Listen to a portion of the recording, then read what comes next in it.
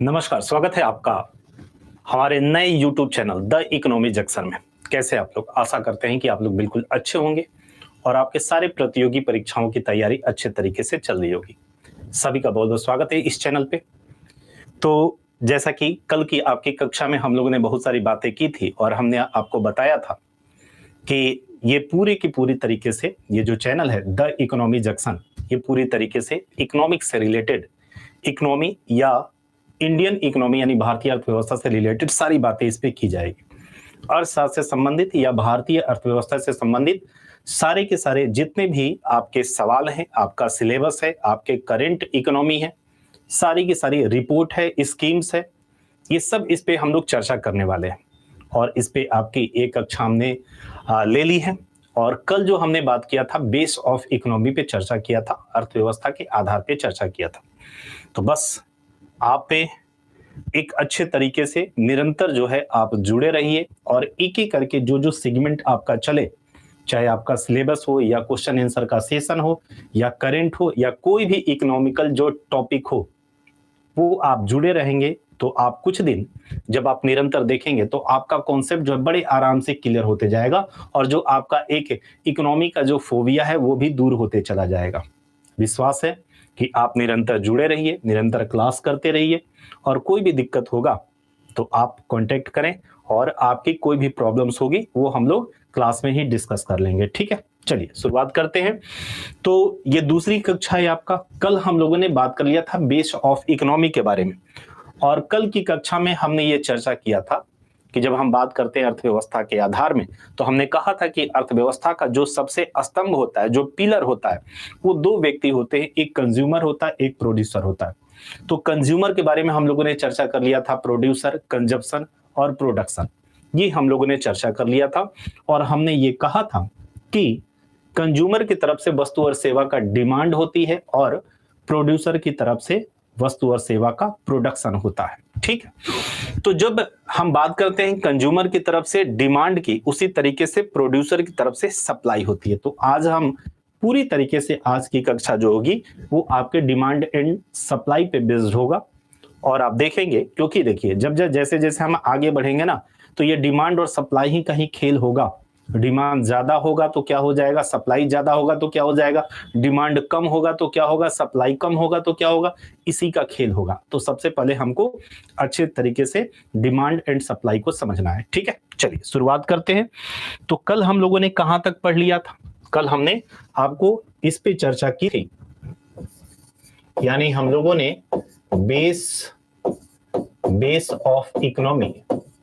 Base of economy में कल हम लोगों ने यहां तक बातें चर्चा कर ली थी। इससे आगे हमको बढ़ना है, इससे आगे जो है ना, इससे आगे जो है हमें बढ़ना है, इस पे आगे की चीजों पे चर्चा करनी है। तो बेस ऑफ इकोनॉमी में हमने कहा था कि एक तरफ आपका क्या है, एक तरफ आपका कंज्यूमर है ना, एक तरफ आपका कंज्यूमर और कंज्यूमर की तरफ से क्या होता है, कंजप्शन होता है, कंज्यूमर की तरफ से कंजप्शन होता है। अब ये कंजप्शन होगा यानी उपभोग होगा, तो ये कंजप्शन किस चीज का, ये आपका कंजप्शन यानी उपभोग, ये आपका होगा गुड्स एंड सर्विसेज का। ये किस चीज का होगा, गुड्स का होगा या आपके सर्विसेज का होगा, सर्विसेज का यानी वस्तु का, यानी वस्तु का, सेवा का। और हमने कहा कि जो ये कंज्यूमर के द्वारा वस्तु और सेवा का यूज किया जाता है, यानी कंज्यूमर रेफर किस चीज को करता है, याद रखेंगे आगे इसी पे हम लोग पूरा चर्चा करने वाले हैं। इसलिए आपको एक ब्रीफ दे रहे हैं कि इसकी तरफ से यानी गुड्स एंड सर्विसेज की क्या होती है, डिमांड होता है। इसकी क्या होता है, डिमांड, मांग। ठीक है, इसी तरीके से जब हम बात करते हैं कि प्रोड्यूसर की तरफ से क्या होता है, प्रोड्यूसर क्या करता है, प्रोड्यूसर क्या करता है, प्रोड्यूसर जो है ये आपका प्रोडक्शन करता है, ये आपका प्रोडक्शन करता है यानी उत्पादन करता है। ये उत्पादन करता है, किस चीज का उत्पादन करता है, ये उत्पादन करेगा वस्तु या सेवा का, वस्तु और सेवा का। और यहीं से यानी प्रोड्यूसर के द्वारा सप्लाई, यहां पे हम बात करते हैं सप्लाई, और पूरा का पूरा इसी पे आज हम चर्चा करेंगे, ठीक है। इसी पे हम चर्चा करने वाले। याद रखिएगा कि मांग और पूर्ति को हम मार्केट फोर्सेस के नाम से भी जानते हैं। याद रखेंगे, दो बातें आपको हमेशा याद रखना है कि डिमांड का जब हम बात करते हैं ना, मांग का जो संबंध होता है ये किससे जुड़ता है? मांग का संबंध कंज्यूमर से। तो याद रखिएगा कि मांग का जो संबंध होता है, मांग का संबंध उपभोक्ता से होता है। मांग का संबंध उपभोक्ता से होता है। ये बातें आपको याद रखनी, हमेशा याद रखिएगा। जब भी हम डिमांड की बात करेंगे ना, जब भी हम डिमांड की बात करेंगे, मांग की बात करेंगे, तो तुरंत आपके दिमाग में ये क्लिक करना चाहिए कि मांग की बात कर रहा है तो इसका मतलब कंज्यूमर से रिलेशन होगा। मांग की बात कर रहे हैं तो कंज्यूमर से रिलेशन होगा। सप्लाई की बात करेंगे तो प्रोड्यूसर से रिलेशन होगा। तो ये भी याद रखेंगे कि पूर्ति का संबंध, पूर्ति का जो संबंध है, पूर्ति का संबंध उत्पादक से, पूर्ति का संबंध उत्पादक से होता है, उत्पादक से होता है। ये दो बातें आपको हमेशा याद रखनी होगी, जो कि आपको आगे काम आएगा।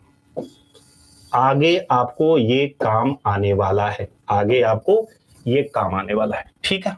चलिए फिर से रिपीट कर दे रहे हैं फिर भी कि जैसे ही मांग की बात आएगी तो मांग का संबंध उपभोक्ता से यानी कंज्यूमर से होता है और पूर्ति का संबंध उत्पादक से होता है। सप्लाई की जैसे ही हम चर्चा करेंगे, जैसे ही सप्लाई की चर्चा करेंगे, हमारा दिमाग में क्या ये क्लिक होना चाहिए, हमारे दिमाग में ये क्लिक होना चाहिए कि जब हम सप्लाई की बात करें प्रोड्यूसर।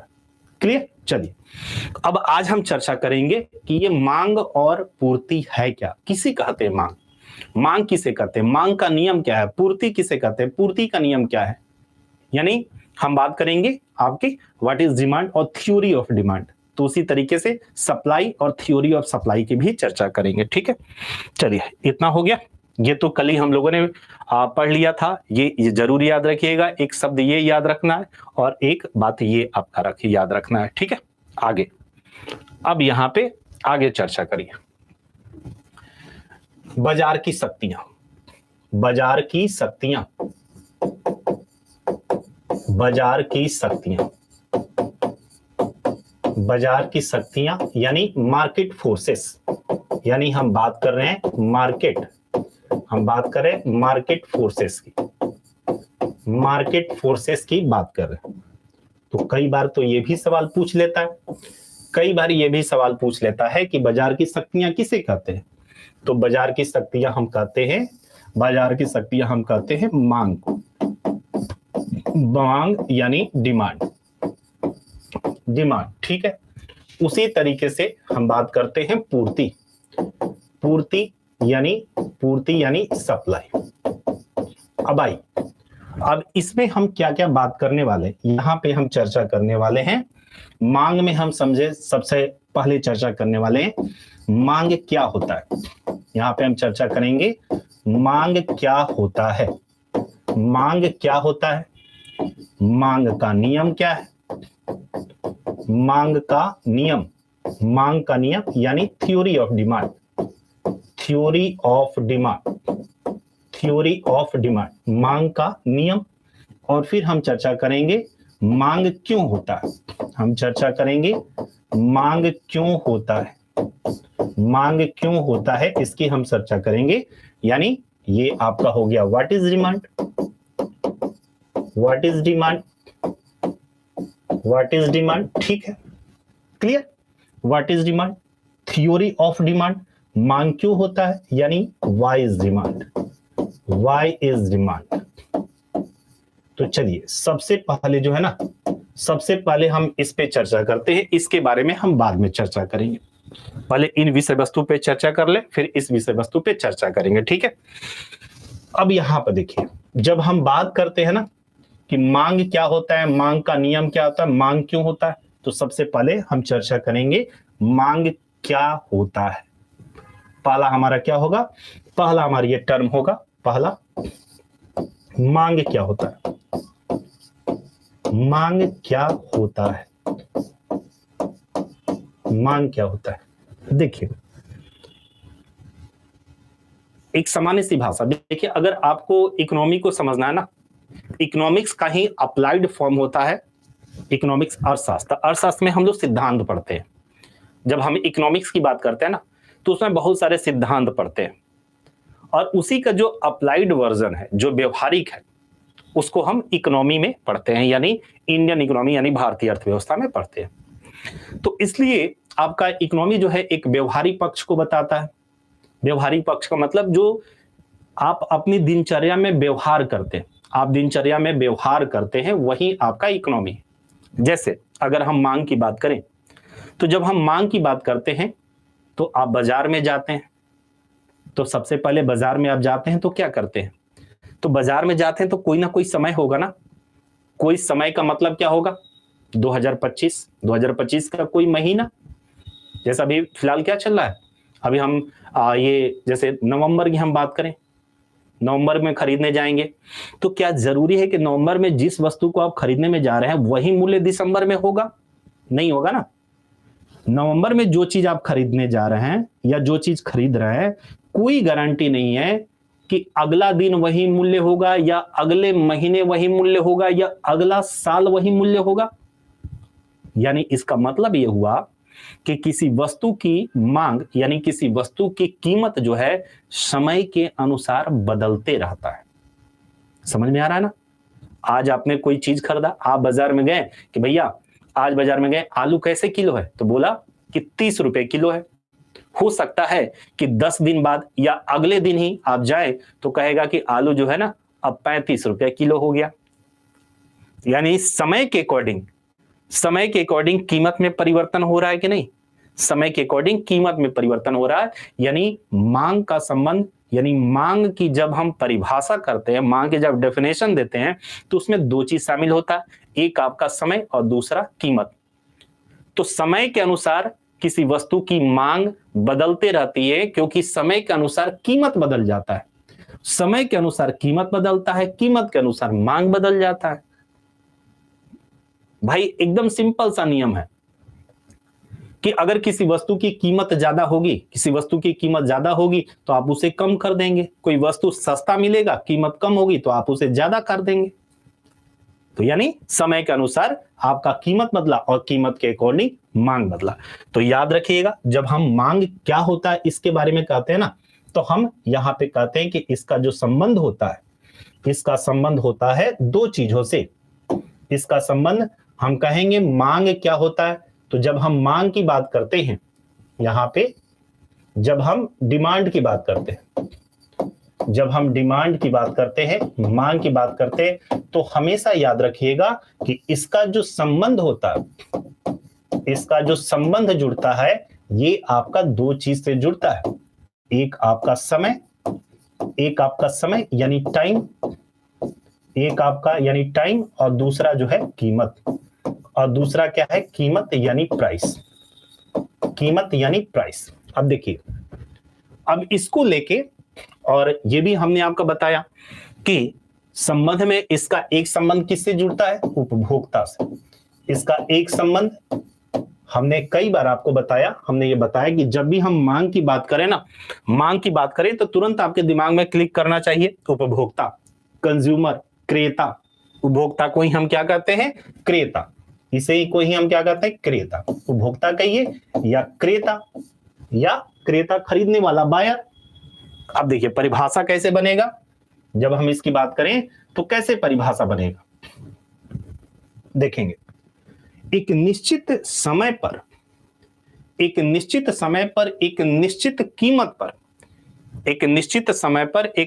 कीमत पर उपभोक्ता द्वारा बाजार से क्रय की गई वस्तु एवं सेवा की मात्रा ही मांग कहलाता है। कितना आसान है, इसमें सब आ गया।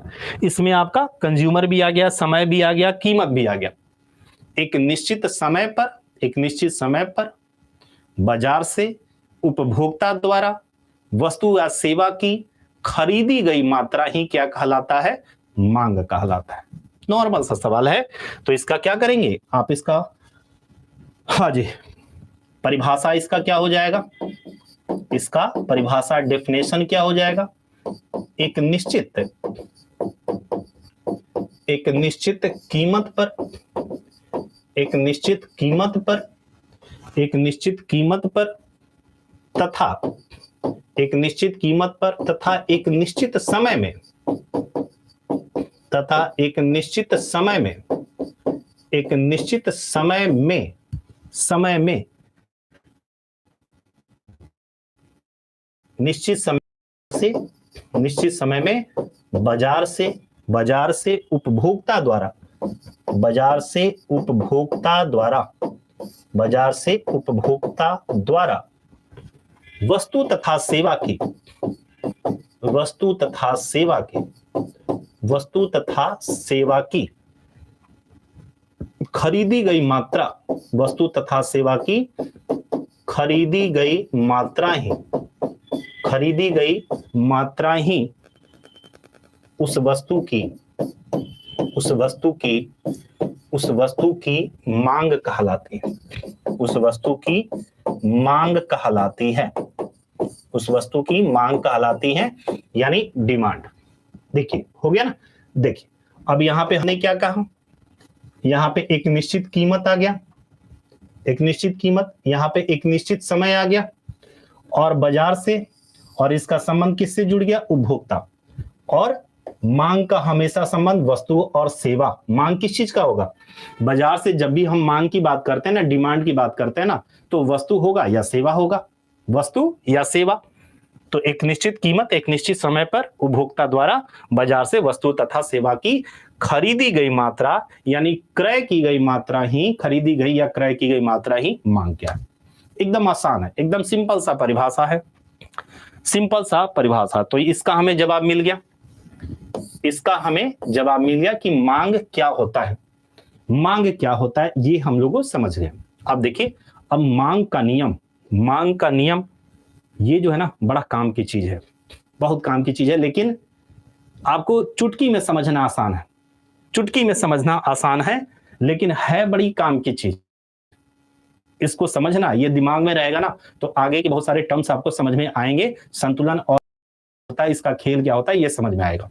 तो ये आप साथ में नोट करते चले जाएंगे। हमने आपको बताया था कि जब भी आप साथ में बैठिए, जब भी आप साथ में पढ़ने के लिए बैठिए, तो आप क्या करिए, एक कलम और कॉपी लेके जरूर बैठिए, क्योंकि हमने आपको बताया था कि बिना कोई कॉस्ट के, हमने कहा था कि ये जो नया चैनल है द इकोनॉमी जंक्शन, पूरी तरीके से आपके पूरे सिलेबस को 1 बाय 1 करके 1 2 3 ऐसे लेक्चर करके आपको पूरा का पूरा सिलेबस, इससे रिलेटेड पूरा सिलेबस पढ़ने के बाद साथ में ही जो भी आपके एग्जाम्स आईएएस का, पीसीएस का, या प्रीवियस ईयर्स के जितने भी स्टेट पीसीएस का क्वेश्चंस है, अलग अलग परीक्षाओं में इकोनॉमी से रिलेटेड जितने भी क्वेश्चंस है, सब आपको कराएंगे। बस आप जुड़े रहिए, निरंतर पढ़ते रहिए, तो आप कुछ ही दिन की पढ़ाई में, यानी जैसे ही आप 10 दिन जुड़ेंगे तो आपको लगेगा हमारा जो इकोफोबिया जो है ना, जो इकोनॉमिक्स का जो डर है, वो आपका छूमंतर हो जाएगा। ठीक है, चले तो ये नोट कर लेंगे। आगे बढ़ते हैं, दूसरे सवाल पे आते हैं, मांग का नियम। दूसरे सवाल पे यहां पे आते हैं, मांग का नियम, हेडिंग डाल लीजिएगा, मांग का नियम, मांग का नियम यानी थ्योरी ऑफ डिमांड। मांग का नियम यानी theory of demand, theory of demand. ठीक, या हम कहते हैं लॉ ऑफ डिमांड भी इसको कहते हैं, या हम कहें लॉ ऑफ डिमांड भी कहते हैं, law of demand, law of demand कहते हैं। देखिए एकदम आसान है, मांग का नियम। अच्छा देखिए, ये होता है ना, ये हमारा क्या है, हमारा एक मानसिक खेल है, मेंटल गेम है, ये मेंटल गेम है कि जो भी वस्तु महंगी मिलती है उसको हम कम खरीदते हैं, मेंटल गेम है। ये हमारा पहले से जीन्स में आता है कि जो वस्तु महंगा है ना उसे कम खरीदते हैं, जो सस्ता है उसको ज्यादा से ज्यादा खरीदते हैं। ये होता है, यही मांग का नियम है। मांग का नियम क्या है, यही है। बस इसको हम क्या करते हैं, इसको व्यवहार में ऐसा ही करते हैं, लेकिन कभी सवाल पूछ लेता है तो शायद नहीं सोच पाते, हम लोग कुछ और सोचने लगते हैं कि मांग का नियम क्या। लेकिन मांग का नियम क्या है, मांग का नियम ये है नॉर्मल सा, जब किसी वस्तु की कीमत में, मांग का नियम, ये क्या है आपका नियम, क्या कहता है, जब किसी वस्तु की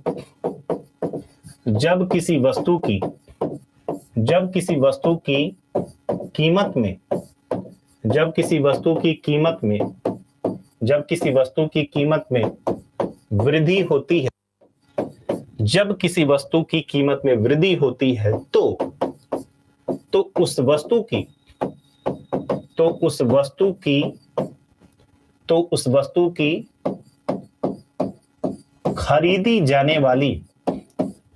उस वस्तु की खरीदी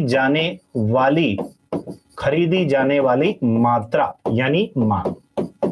ठीक, जब किसी वस्तु की कीमत में वृद्धि होती है तो उस वस्तु की खरीदी जाने वाली मात्रा में कमी होती है। या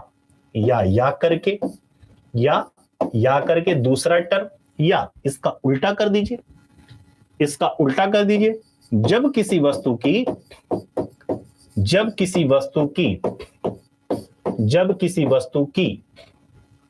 कीमत में कमी होती है,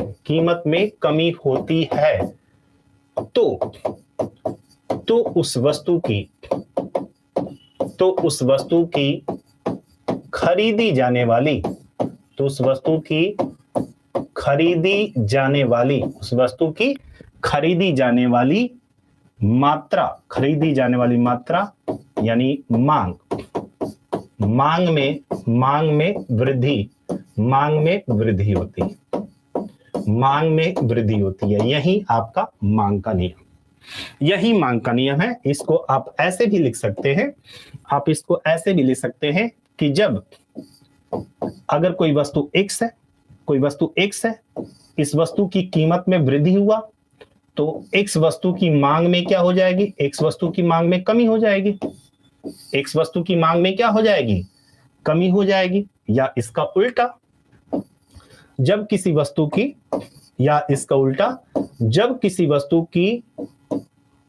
कीमत में कमी होगी तो इसकी मांग में क्या हो जाएगी, इसकी मांग में वृद्धि हो जाएगी। तो देखिए यहाँ पे रिलेशन मिला, अपोजिट रिलेशन है कि कीमत में वृद्धि होता है तो वस्तु की खरीदी जाने वाली मात्रा यानी मांग में क्या हो जाता है, कमी हो जाता है। या जब वस्तु की कीमत में कमी होती है तो उस वस्तु की खरीदी जाने वाली मात्रा यानी मांग में वृद्धि हो जाती है। तो कीमत बढ़ा, यहाँ पर क्या है, P फॉर प्राइस, यहाँ पे नोट कर ले, P फॉर क्या है, यहाँ पे P फॉर प्राइस है, P फॉर क्या है यहाँ पे प्राइस, और D फॉर क्या है यहाँ पे डिमांड, और यहाँ पे X क्या है, X एक वस्तु, P फॉर प्राइस यानी कीमत, D फॉर डिमांड, और X क्या है यहाँ पे, एक गुड्स है, एक वस्तु।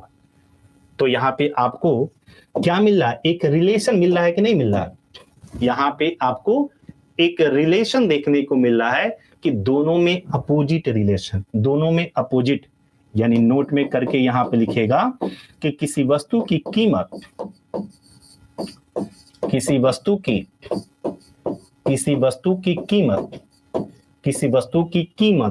तथा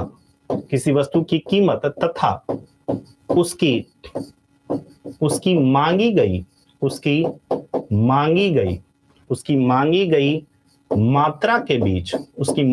मात्रा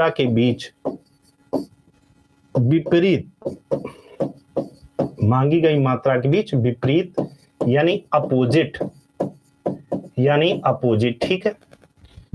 उसकी मांगी गई मात्रा के बीच विपरीत संबंध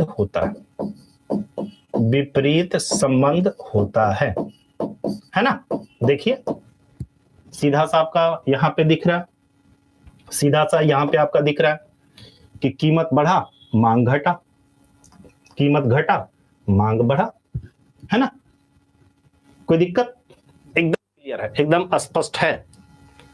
तो मांग का नियम आपने समझ लिया, मांग का नियम सिंपल सा यही है, मांग का नियम जो है ना सिंपल सा यही है कि कीमत में वृद्धि तो वस्तु की खरीदी जाने मात्रा में कमी, कीमत में कमी तो इसकी मांग में वृद्धि, और इन दोनों के बीच में क्या है, इन दोनों के बीच में विपरीत संबंध है, एक बढ़ रहा है तो दूसरा घट रहा है, एक घट रहा है तो दूसरा बढ़ रहा है।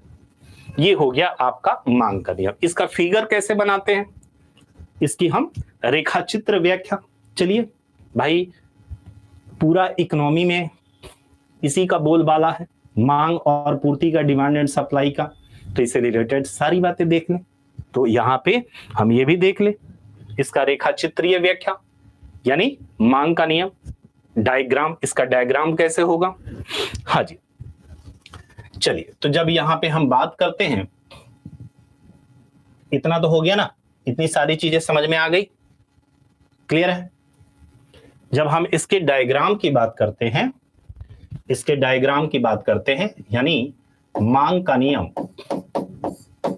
मांग का नियम, मांग का नियम और इसका डायग्राम, रेखा चित्र, रेखा चित्र,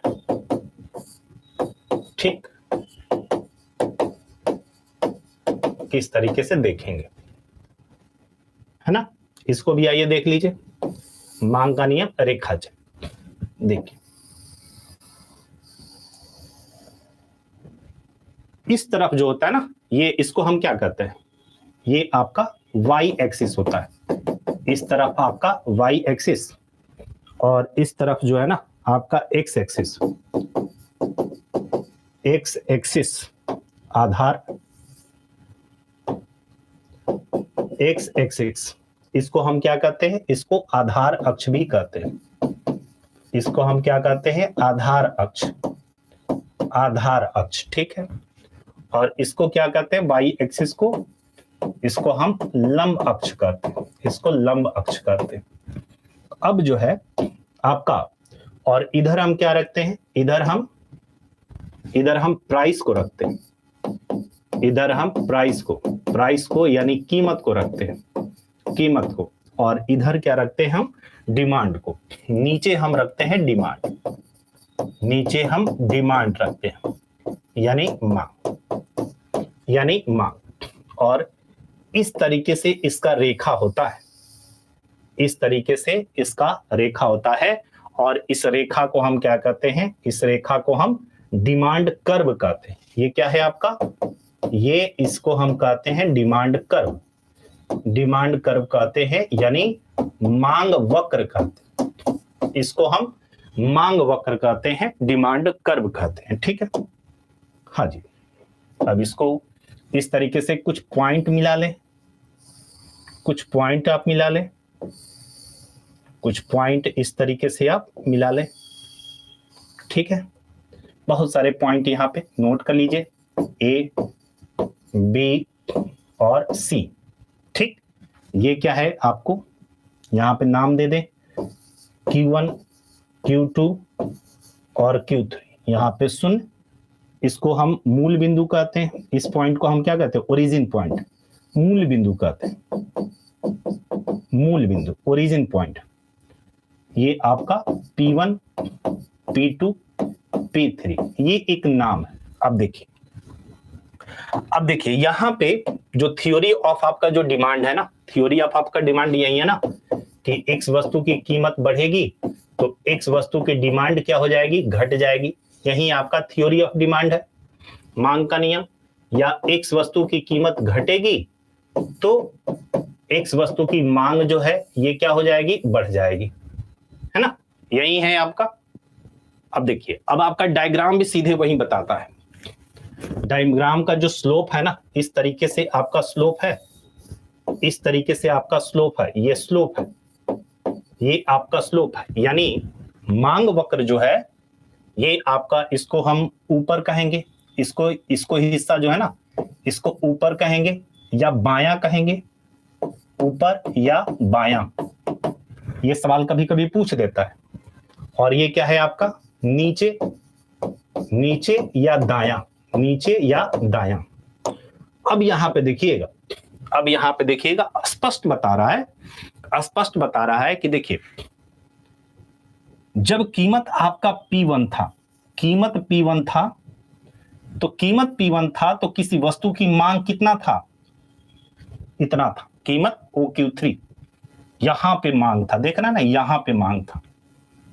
क्लियर, स्पष्ट देखिए आप, जब कीमत P1 था तो किसी वस्तु की मांग कितना है, Q3, यानी यहां से लेके यहां तक। अब जैसे ही कीमत बढ़ता है, अब यहां पे देखिए, जैसे ही कीमत बढ़ा, जैसे ही ये कीमत बढ़ा, जैसे ही कीमत बढ़ा यहां पे आया, तो मांग घट के क्या आ गया, मांग देखिए घट के यहां पे आ गया, मांग घट के यहां पे आ गया।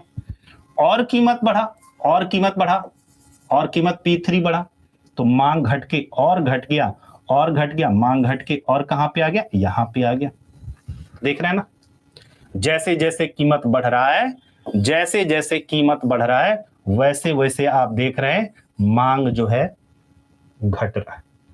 क्लियर है, देखिए P1 पे मांग Q3, P2 पे मांग Q2 और P3 पे मांग Q1। तो आप देख रहे हैं ना, कीमत बढ़ता है तो मांग घटता है। अब इसको आप उल्टा भी करके देख सकते हैं, इसको आप क्या कर सकते हैं, इसको आप उल्टा भी करके देख सकते हैं, उल्टा भी करके देख सकते हैं कि जब देखिए, जब कीमत P3 था, जब कीमत P3 था तो मांग Q1, कीमत घट के, कीमत ये घट के P2 हुआ तो मांग बढ़ के Q2, P2 हुआ तो मांग बढ़ के Q2, और कीमत घटा P1 तो मांग बढ़ के कहां पे चला गया, मांग बढ़ के Q3। यानी अगर कीमत घटेगा तो मांग क्या हो जाएगा, बढ़ जाएगा। कीमत घटेगा, मांग बढ़ जाएगा। एक जो है ना, मांग वक्र के बारे में लिख लीजिएगा, कभी कभी सवाल पूछ लेता है ये मांग वक्र के बारे में, मांग वक्र के बारे में पूछ लेता है, तो यहां पे नोट में आप लिख लीजिएगा, नोट में कि मांग वक्र यानी डिमांड कर्व, मांग वक्र ऊपर से नीचे, मांग वक्र ऊपर से नीचे, मांग वक्र ऊपर से नीचे या बाएं से दाएं, या बाएं से दाएं, बाएं से दाएं गिरता हुआ होता है, बाएं से दाएं गिरता हुआ होता है। ठीक है, ये सवाल कभी कभी पूछ लेता है कि मांग वक्र क्या होता है, मांग वक्र क्या होता है। तो देखिए, मांग वक्र का स्लोप ऐसे होता है, मांग वक्र का स्लोप होता है ना, ऐसे होता है, इसको हम निगेटिव स्लोप कहते हैं, इसको हम क्या कहते हैं, निगेटिव स्लोप कहते हैं, निगेटिव स्लोप कहते हैं, यानी ऋणात्मक ढाल कहते हैं, इसको हम ऋणात्मक ढाल कहते हैं, निगेटिव स्लोप। ये भी पूछ लेता है कि डिमांड कर्व का स्लोप कैसा होता है। तो डिमांड कर्व का स्लोप जो है ना, ऊपर से नीचे मांग वक्र, डिमांड कर्व ऊपर से नीचे गिरता हुआ या बाएं से दाएं जो है गिरता हुआ होता है, बाएं से दाएं गिरता हुआ होता है, यानी निगेटिव स्लोप का होता है। और निगेटिव स्लोप होने के पीछे रीजन क्या है, ये वाला, अगर एक बढ़ेगा दूसरा घटेगा, एक घट रहा है दूसरा बढ़ रहा है, तो पक्का जो कर्व होगा ना वो निगेटिव स्लोप का होगा। हमेशा याद रखिएगा कि जब दो टर्म हो और एक बढ़े दूसरा घटे, एक घट रहा है दूसरा बढ़े, तो ये निगेटिव स्लोप ही होगा, यानी जो कर्व बनेगा, जैसे यहां डिमांड कर्व है तो ये निगेटिव स्लोप का होगा। तो ये भी आपको याद रखना है, क्लियर है, समझ में आ गया ना। तो ये है आपका पूरा का पूरा मांग का नियम। तो मांग के नियम में हम लोगों ने यहाँ पे डिमांड कर्व को डायग्राम से देख लिया, और यहाँ पे हमने क्या देख लिया, यहाँ पे हमने थ्योरी ऑफ डिमांड को देख लिया, उसी को हमने डायग्राम से देख लिया। अब हमारा बचा तीसरा सवाल, ये भी आपका कंप्लीट। अब बचा तीसरा सवाल कि मांग क्यों होता है, ये तीसरा सवाल। तो हमने थ्योरी ऑफ डिमांड को देखा, इसके डायग्राम को देखा। अब तीसरे सवाल पे आते हैं कि मांग क्यों होता है। ये हो गया, सब नोट करते चली जाइएगा, आगे काम देगा, बहुत काम आने वाला है ये सब चीजें जो है ना, बहुत काम आने वाली है। ठीक, चलिए, हाँ जी, ये सब याद रखिएगा। ये एक्स एक्सिस, ये आपका वाई एक्सिस, ये आधार अक्ष, ये लंब अक्ष। ठीक, अब आइए लास्ट में यहां पे मांग क्यों होता है, मांग क्यों होता है, मांग क्यों होता है, व्हाई इज डिमांड। ठीक, अब आइए इसके पीछे जो लॉजिक है वो हम देखें, इसके पीछे जो लॉजिक है वो हम देखें। तो सबसे पहले देखिए, जब हम बात करते हैं ना, यहां पे एक टर्म और भी लिख लीजिएगा, मांग के लिए आवश्यक तत्व, मांग के लिए ये पूछता है, ये तो पूछा ही है, मांग के लिए आवश्यक तत्व, मांग के लिए आवश्यक तत्व, essential elements for demand, essential elements for demand. तो इसमें 3 टर्म आते हैं जब हम इसकी चर्चा करते हैं ना, मांग के लिए आवश्यक तत्व में जब हम चर्चा करते हैं तो यहां पे 3 मुख्य रूप से बातें आती है। एक बातें आती है वस्तु की इच्छा, वांट्स ऑफ गुड्स, ठीक। और दूसरा जो है वस्तु की इच्छा, दूसरा जो है वस्तु को खरीदने की क्षमता, वस्तु को खरीदने की क्षमता यानी परचेजिंग पावर, यानी खरीदने की क्षमता या क्रय शक्ति की बात आती है, क्रय शक्ति की बात आती है, यानी परचेजिंग पावर की बात करते हैं। तीसरा जो होता है, तीसरा टर्म की हम बात करेंगे, व्यय करने की तत्परता, क्रय शक्ति को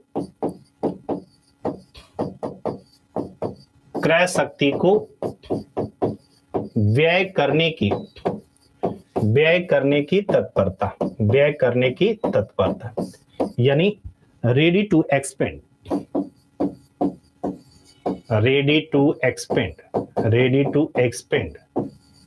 तो यहां पे 3 बातें आई, कौन कौन सी? इच्छा, खरीदने की क्षमता और व्यय करने की तत्परता। तो सबसे पहले यहां पे हम ये देख लें कि मांग क्यों होता है। एक यहां पे बात आती है उपयोगिता, यानी यूटिलिटी। देखिए, हम मांग हर चीज का नहीं करते। सड़क किनारे धूल है, कंकड़ है, बहुत सारे छोटे छोटे पौधे हैं, पेड़ पौधे हैं, क्या आप उसकी मांग करते हैं? आप उसको खरीदने जाते हैं? आप कभी जाते हैं बाजार में खरीदने की, हमको कंकड़ दे दो, हमको पत्थर दे दो, हमको ये जो पौधे हैं जो किनारे किनारे रहते हैं वो दे दो? नहीं। जब हम मांग की बात करते हैं ना, तो मांग हम उन्हीं वस्तु की या सेवा की करते हैं जिसका हमारे जीवन में कोई ना कोई उपयोग हो, हम कहें जैसे हमने इसको क्यों खरीदा, क्यों मांगा? क्योंकि ये पानी का बोतल है और ये हमारे जीवन में उपयोगी है, ठीक है। हमने इस घड़ी को क्यों खरीदा, क्योंकि ये टाइम बताता है, ये समय बताता है, इसका हमारे जीवन में उपयोग है। तो जिस वस्तु का जीवन में उपयोग हो, आप उसी वस्तु की मांग करते हैं, सबका नहीं, हर वस्तु का नहीं। पैदल चलते हैं, कितने कंकड़ पत्थर पेड़ पौधे होते हैं, क्या उसकी मांग करते? नहीं। तो हम उन्हीं वस्तु की मांग करते जिसमें कोई ना कोई हमारी संतुष्टि को पूरा करने की क्षमता होती, यानी उस वस्तु की हम मांग करते हैं जिसमें कोई ना कोई हमारी जरूरत जो है उसमें निहित होती है। भोजन की मांग करते क्योंकि हमें भूख लगा है, हम कपड़े को खरीदते हैं, कपड़े की मांग करते हैं क्योंकि हमारा ये तन ढकता है। हम घड़ी की मांग करते हैं क्योंकि ये समय बताता है। हम यहाँ पे बोर्ड की मांग किए, बोर्ड को खरीदे क्योंकि ये पढ़ाने के काम में आता है। तो उपयोगिता के कारण किसी वस्तु की मांग उसमें निहित उपयोगिता के कारण की जाती है। तो यहां पे ये आपका है किसी वस्तु की मांग, किसी वस्तु की मांग उसमें निहित उपयोगिता के कारण की जाती है। ये क्या हो लिखेंगे आप?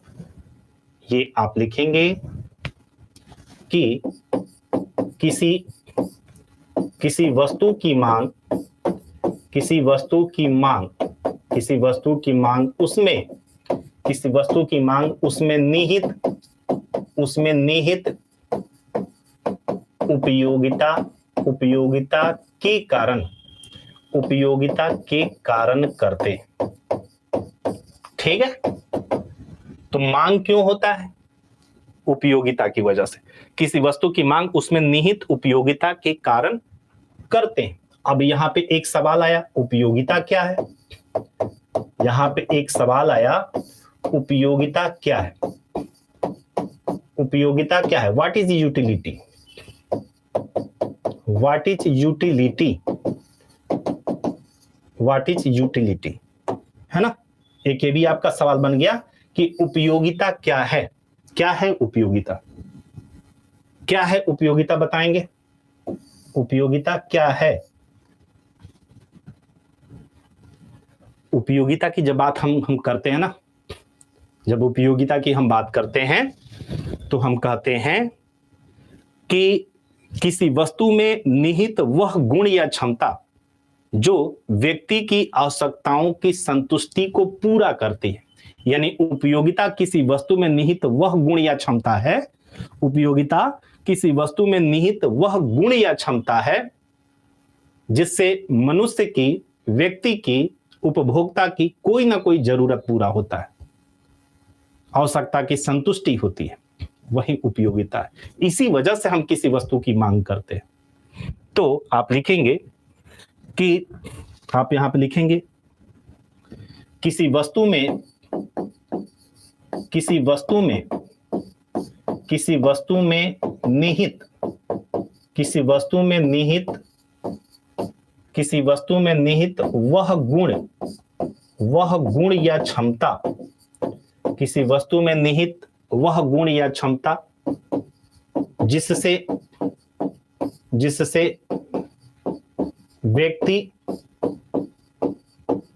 व्यक्ति या उपभोक्ता, जिससे व्यक्ति, किसी वस्तु में निहित वह गुण या क्षमता जिससे व्यक्ति की आवश्यकता की, जिससे व्यक्ति की आवश्यकता की संतुष्टि, जिससे व्यक्ति की आवश्यकता की संतुष्टि होती है, यह गुण या क्षमता ही, यह गुण या क्षमता, यह गुण या क्षमता ही उपयोगिता कहलाता है। यह गुण या क्षमता ही उपयोगिता कहलाता है। चलिए, तो ये जो है हमने देख लिया कि मांग क्यों होता है। हमने यहाँ पे आज की क्लास में इसके बारे में हम कल की कक्षा में बात करेंगे, इसके बारे में कल की कक्षा में बात करेंगे। ठीक है, तो आज की कक्षा में हम लोगों ने क्या क्या देखा, फटाफट आइए देख लें। यहाँ पे फटाफट यहाँ पे देख लें। आज हम लोगों ने पढ़ा कि बेस ऑफ इकोनॉमी में हम लोग ये कल की कक्षा में देख लिए थे। आज हमने देखा कि ये डिमांड और सप्लाई, मार्केट फोर्सेस, ये क्या होता है? ये डिमांड और सप्लाई क्या है? ये डिमांड और सप्लाई जो है मार्केट फोर्सेस है, बाजार की शक्तियां। और डिमांड एंड सप्लाई, इसके बारे में बाद में चर्चा। तो डिमांड के बारे में हमने देखा, what is demand, theory of demand, why is demand, मांग क्या होता है, इसका संबंध हमने देखा कि टाइम और प्राइस से होता है। ठीक है, आगे हम लोगों ने ये देखा कि थ्योरी ऑफ डिमांड क्या है। तो थ्योरी ऑफ डिमांड में यानी कीमत और मांग के बीच में अपोजिट रिलेशन होता है। किसी वस्तु की कीमत और उस वस्तु की मांग के बीच में अपोजिट रिलेशन होता है, यही मांग का नियम है।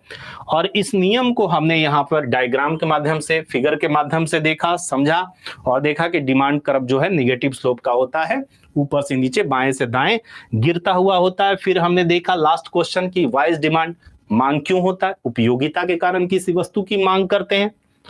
तो ये उपयोगिता क्या है? किसी वस्तु में निहित वह गुण या क्षमता जो मनुष्य की आवश्यकता की संतुष्टि करता है, यह गुण या क्षमता ही उपयोगिता कहलाता है। ठीक है, चलिए, जैसे हमें भूख लगी है तो हमें बिस्किट खाएंगे, भूख लगी है तो भोजन खाएंगे, बिस्किट खाएंगे। तो ये भूख हमारी आवश्यकता है। भूख क्या है? ये हमें भूख लगी है तो हमारी जरूरत है कि इसको समाप्त करने के लिए, इस आवश्यकता की संतुष्टि के लिए कुछ चाहिए। तो क्या चाहिए? भोजन। तो भोजन में वो गुण है। अब भूख लगी है तो ये तो नहीं खाएंगे ना, भूख लगी है तो ये नहीं खाएंगे, भोजन ही खाएंगे, खाने वाली चीज खाएंगे।